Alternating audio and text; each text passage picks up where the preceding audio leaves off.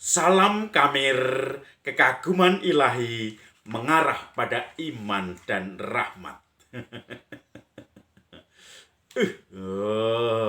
Saudara-saudari yang terkasih, dalam suasana Natal hari ini kita mempunyai pesta, yaitu martir yang pertama, martir Stefanus. Yesus lahir perayaan Natal tanggal 25 Desember. Lalu hari berikutnya tanggal 26 Desember adalah pesta martir yang pertama, yaitu Santo Stefanus.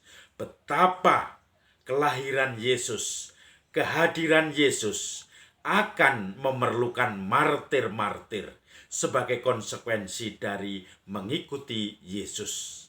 Stefanus seorang yang seperti Paulus, yaitu orang Yahudi tetapi dari aliran Helenistik atau ke-Yunanian, maka dia selalu menyebarkan kekristenan, tidak hanya berhenti di dunia orang-orang Yahudi tetapi juga orang-orang Yunani.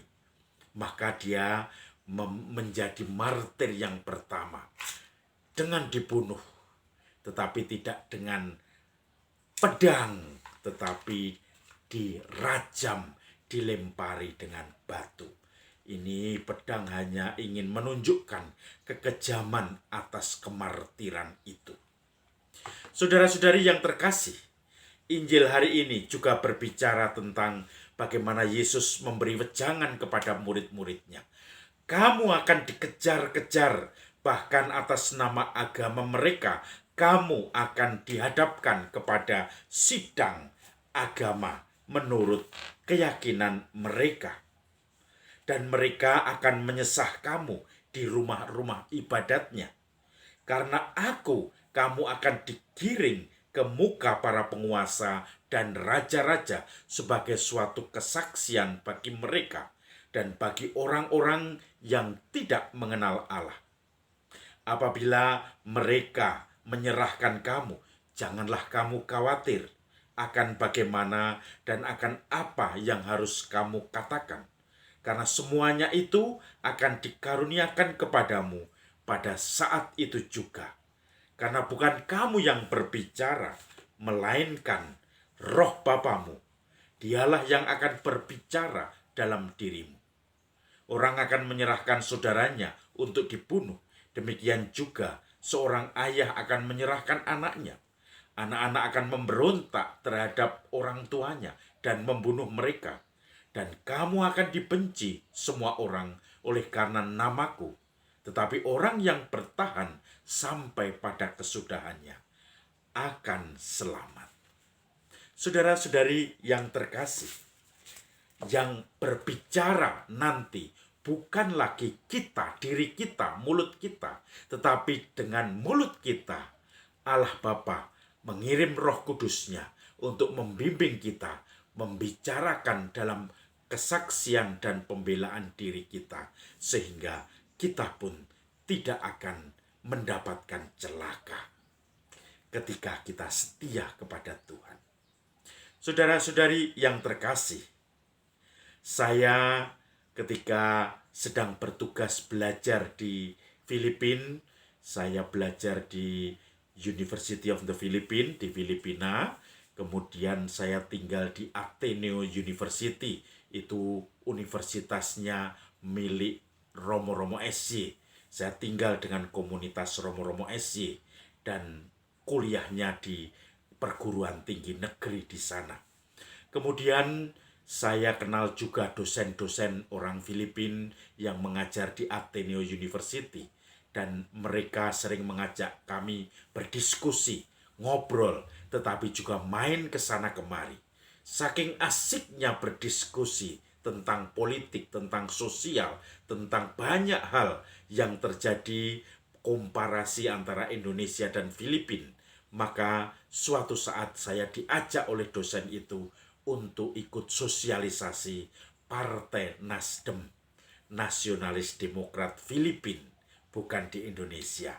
Ya seperti Nasdemnya Indonesia, tetapi kemudian mereka ini mempunyai pilihan yang jelas.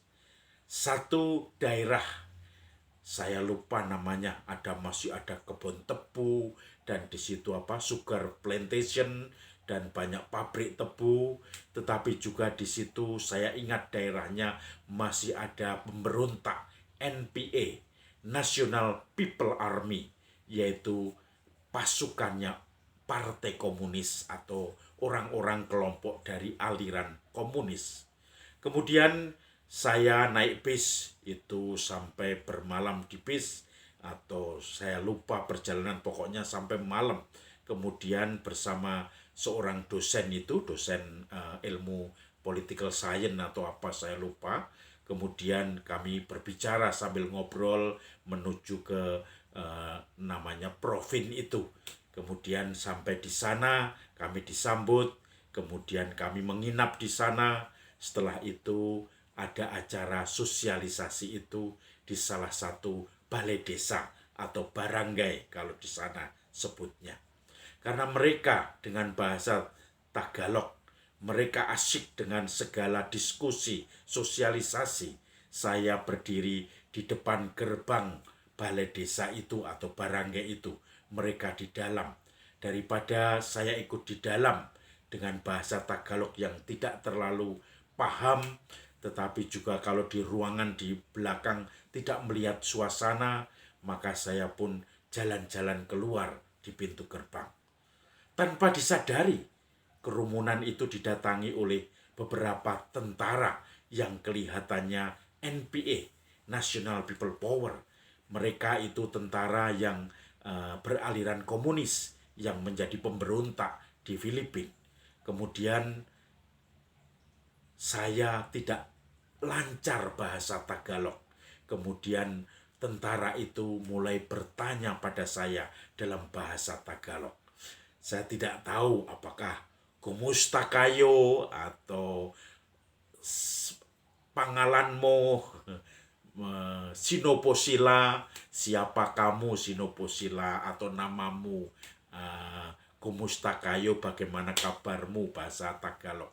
Kalau saya jawab pasti saya ketahuan saya bukan asli Filipino, karena bahasa Tagalognya saya campur Jawa, jadi slangnya slang Jawa. Maka kemudian saya tidak berani menjawab pertanyaan itu. Tetapi tiba-tiba di situ ada beberapa kerdus. Saya tidak tahu apakah isi makanan atau isi apa. Saya langsung punya pikiran pura-pura bisu. Ingat tetangga saya ketika ditanya oleh orang yang naik motor tentang arah alamat, karena orang yang naik motor itu tidak turun dari motor dan tidak dimatikan mesinnya. Ketika tanya, orang itu, teman saya itu, tetangga saya jawabnya sambil pura-pura menjadi orang gila. Dia menghitung pagar dari bambu itu. Maka orang yang tanya pergi juga. Lalu saya ingat dalam hitungan detik, saya langsung pura-pura bisu. Wow. Saya bawa kerdus-kerdus itu, saya kasih dia.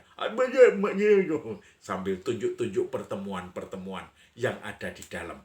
Orang-orang tidak tahu kalau saya orang Indonesia, apalagi seorang pastor. Kalau tahu, orang itu pasti akan menculik saya dan meminta tebusan.